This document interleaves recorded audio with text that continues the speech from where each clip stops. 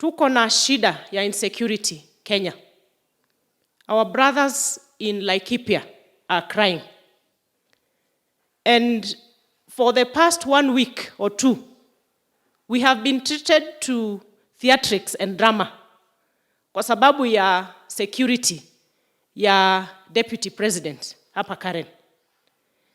Now with lightning speed, tuliona kamati ya bunge wakisamon Matiang'i na Kibisho for petty things, trivial issues.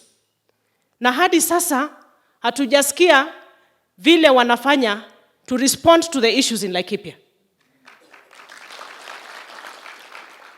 And we are asking ourselves, maisha ya Wakenya inapotea. Watu wanakufa. But people are preoccupying themselves with muzzling the democratic rights of Kenyans. Kwa sababu tunaambiwa deputy president awekewe roadblocks asifike State House.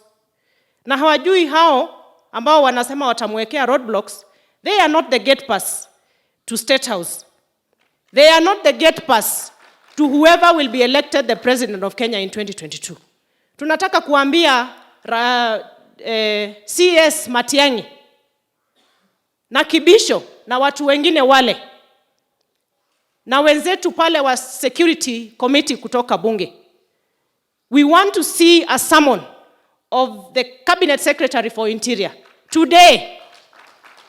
Watuambie why we are being told that kuna guns ambazo they are not Kenyan guns zinatumika na wahalifu pale Laikipia, yet they are keeping quiet.